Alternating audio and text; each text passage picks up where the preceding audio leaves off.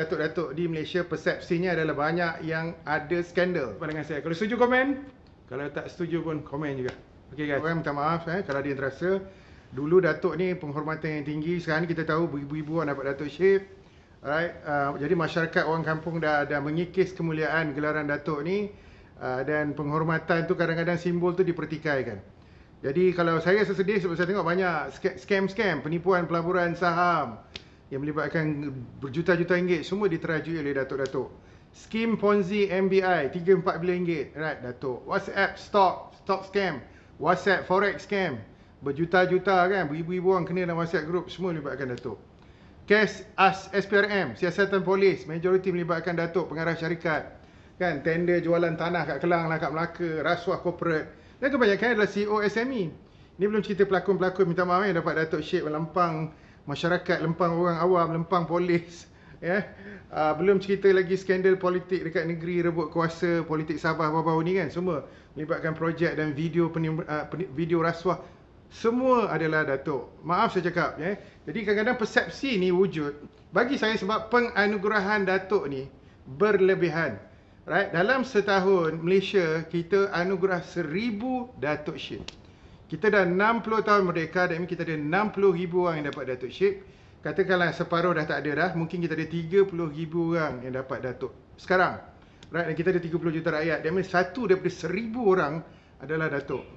Kita bandingkan dengan UK Datuk dia orang dipanggil Sir, Knighthood. Dalam setahun, dia orang hanya anugerah 50 orang yang boleh dapat Knighthood, yang boleh dapat Sir. Right? That means dia orang mungkin hanya ada lebih kurang 1000 orang yang ada Sir. Dan itu berpadanan sebab penduduk dia orang 70 juta. Penduduk kita 30 juta. Sebab kita bukan je ada federal, kita ada 13 negeri yang anugerah gelaran secara bebas. Ni belum lagi yang dapat gelaran Datuk disebabkan kesetiaan kepada parti. Bukan merit. Kalau kat merit, kalau dekat US, semua berdasarkan merit. US ni sebab dia individualistic, right? They don't care about Datuk Syed. All they care is about achievement, about wealth, kekayaan dan juga merits, okay? So dia orang stress equality. Tak macam Malaysia, minta maaf, Malaysia kita ni stress aristocratic, kita ada feudal sikit.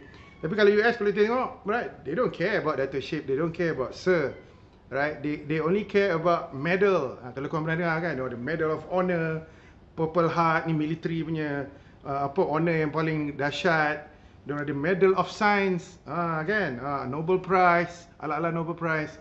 Of course dia ada Medal of apa nama tu, yang Oprah menang tu, Medal of Freedom, yang mana presiden bagi, right? Ini adalah merupakan anugerah the highest civilian punya honor yang Malaysia tak ada, right?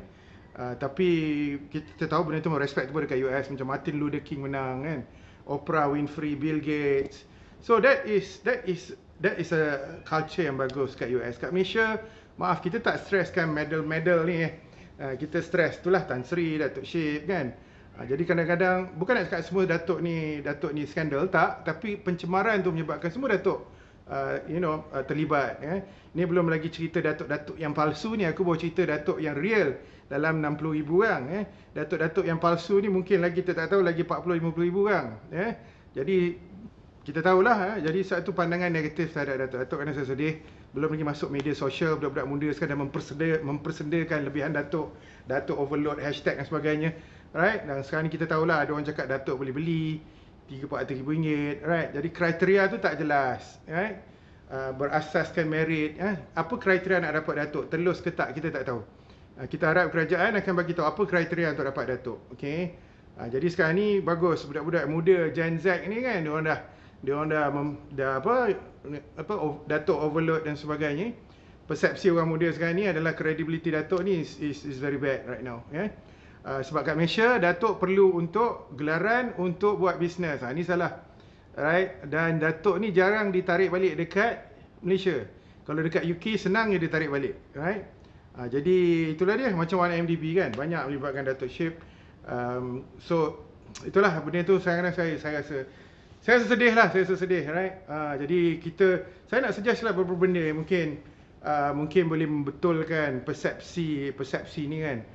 Saya rasa Datuk Syed ni kita kena regulate, right? Kita kena hadkan. Sekarang kita tahu tak ada had kecuali tun. Saya ingat tun saja yang ada had maksimum 60 orang.